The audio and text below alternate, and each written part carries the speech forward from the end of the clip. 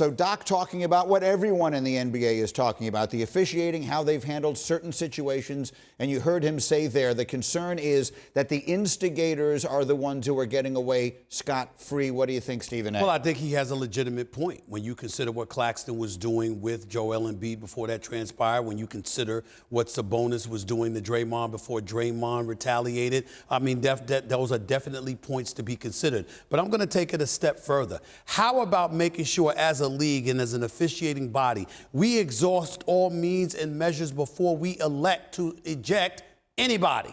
This is the same league which we all love and revere and support. We're partners here.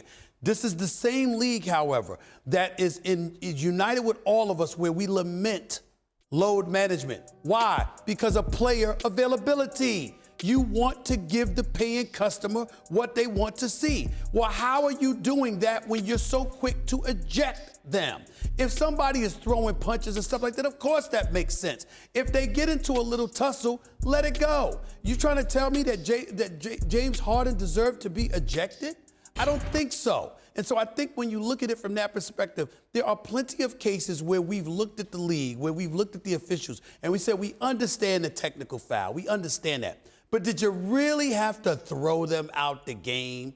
That is not what the paying customer or the viewing customer wants to see. So what you're saying is that should always be the last resort. The last resort. Which, candidly, I agree with. Michael Wilbon, how about it? We've seen your comments on Draymond earlier in the week. Obviously, last night took the whole thing in a different direction. It did. And my feelings about Draymond being suspended changed. And quite frankly, it changed because of consider the source.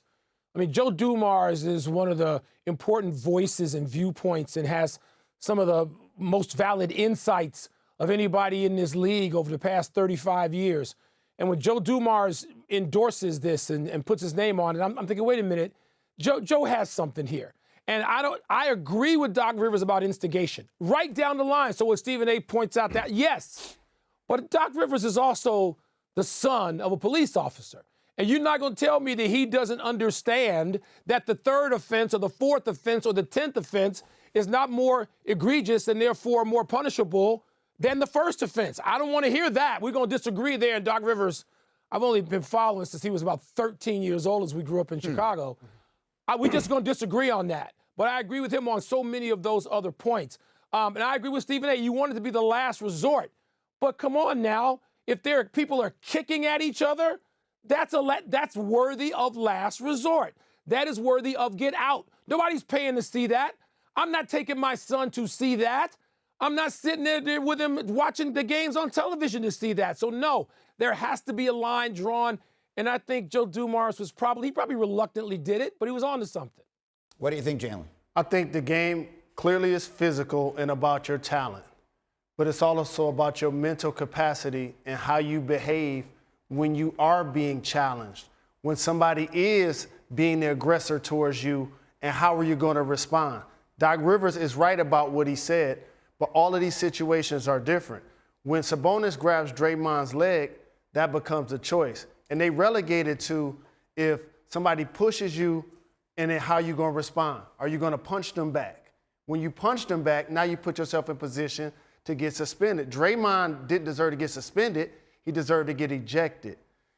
Embiid deserved to get a flagrant 2 and be ejected. James Harden deserved a flagrant 1 and not be ejected. Each of these situations is different. And we're not talking about Nick Claxton, who actually deserved to be ejected, knowing he had one technical foul, and he jumped up in Joel Embiid's face after having a great day. Thank you for watching ESPN on YouTube. For live streaming sports and premium content, subscribe to ESPN+.